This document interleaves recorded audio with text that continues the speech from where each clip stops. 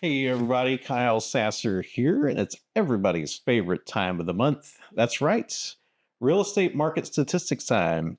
These real estate statistics are for the Dayton Metro area for October 2024. Now you might be asking, hey, this report says September 2024. Why are you calling it October? Well, reason why is because that is the most recent numbers that we can put together. Whenever we put these numbers together, we are comparing a month in a year-to-year fashion. That means we are comparing September 2024 to September 2023. The reason we do that is because if you can't really compare month to month, because there's a natural ebb and flow to the real estate cycle in the course of a calendar year. So for example, generally not as many sales in December, and also around the start and end of the school year. Just the number of sales tends to be a little smaller than the adjacent months. So if you look at month to month, it's very hard to gauge where the trend is. However, if we compare September 2024 to September 2023, we can see where the market is now compared to where it was then. And here's one of the key things that most websites and newspapers get wrong is that comparison is what is critical.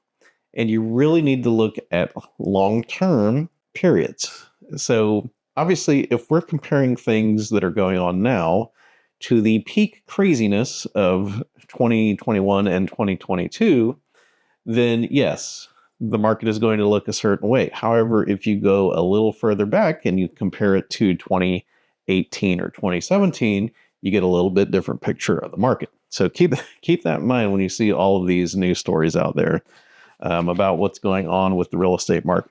All right, let's dive into these real estate market statistics for the Dayton metro area. So this area is, generally speaking, from Piqua to Springboro, and then from West Alexandria over to Xenia. That is, I do Cincinnati as well, but so far as these statistics are concerned, that's the area that I cover. Total number of closed sales was down 10.1% from 1,186 to 1,066 homes. Median sales price held pretty steady at 0.6% increase, went from $225,000 to $226,400. Average sales price went up 6.8% from $249,351 to $266,321. Median time to sale, it's up 7.1% from 42 days to 45 days. What I prefer to know is median time to contracts. So what I usually do is I usually will deduct 30 to 35 days off of that number, which tells us most things are going under contract within 5 to 10 days or the first week. That is extremely fast compared to normal market conditions, quote unquote. And just kind of backs up the fact that median sales price and average sales price should hold or be going up whenever you have things going under contract that fast. Why is that? Total number of new listings is a good reason why. Total number was down 7.9% from 1,465 to 1,349. Active inventory was up slightly, 7.3% from 1,587 homes to 1,703. The doom and gloom section, which is foreclosures and short sales. So foreclosures were down 58.8% from 17 to 7. And short sales, there was a total of 1. So definitely not a lot going on in that segment. Now, I do like to break down the different price points because a $1 million house sells in a little bit different time frame than a $300,000 house. A lot of that's just because there's not as many buyers that are looking at purchasing $1 million houses. There's naturally just more people that are able to purchase $300,000 houses. I also don't go over each one of these because I would just sit here and read numbers to you for, another 20 minutes, and that gets a little boring. I usually try to hit high points. Most of the price points are down between like 15 to 20%. So like 100 and 150,000 is down 26% to a total of 114. 250 to 300 is down 14.6% to 140. 300 to 400,000 is down 19.5% to 161. The exception is 600 to 1 million, which was up 40.5% to a total of 52. Which is a bit surprising. You'll hit quirks every now and then. And then, 150, 200, 250, those hold pretty steady. So 150 to 200 was only down 0.9% to 227. Total number of new listings were a little bit of a mixed bag. So some were up, some were down. Obviously, the lower price points, there were fewer houses for sale. And then generally speaking, houses above 200,000, there was more listed for sale. Usually that is indicative that the entire market, the prices are sliding up. So 100 to 150,000, there was 23.5% fewer homes put up for sale, total of 153. 200 to 250 was 8.7% increase to 188. 250 to 300 was up 25.1% to 214. 300 to 400 was down 6.5% to 217. 400 to 600,000 was up 11.4% to 176. Total inventory, it's up across the board except for the extreme ends. So 50 to 100,000, there's 24.7% fewer houses. And a million or more, there's 15.2% fewer houses. Everything else is significantly up, which is good news. If you're looking to buy, that means that there was more homes to choose from. So 150 to 200,000 was up 29.5%. 200 to 250 was up 15.9% to 182. 250 to 300 was up 16.9% to 221, et cetera, et cetera. So on average, there's about 20 to 25% more homes to choose from if you're looking to purchase a house. Those are the Dayton Metro real estate market statistics. So if you remember back to mathematics class, you might remember mean, median, mode, or average and median as part of what you learned. Best way to describe it is everyone kind of knows what an average is. So an average is you take, let's say, 5 homes that have sold, you add up that price, you divide it by 5, that gives you the average price. Median price is a little bit different. What a median sales price is that is the midpoint of the market at which there is an equal number of homes that sold at a higher price and at a lower price. So it's more of the midpoint of the market.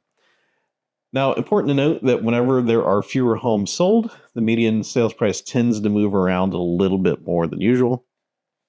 But I still prefer the median sales price compared to the average sales price, because average sales price can be greatly affected if there is a larger number of very expensive homes or very inexpensive homes that have sold in a particular time frame. So, for example, if like 2 Tom Brady houses sell, that is really going to move the average sales price, but it's not really going to have a lot of impact on the median sales price because the median works as good as it can to try to reduce that sort of influence. So what can we read into these Dayton statistics? Basically, the overarching trend we have had for the last, few years is continuing. Prices are holding to slightly increasing. We do have a few more homes for sale to choose from, which is very good news if you're looking to buy. But that extra inventory is not resulting in home prices sliding or things taking longer, significantly longer to sell. We do have a little bit more time to contracts, generally speaking, but still things are still super quick whenever we are looking at the market overall. Now, the interesting thing here is whenever I see that short of a time to contract, the market is probably willing to pay more for houses than they are currently. For my listings and stuff like that, I definitely put that into effect.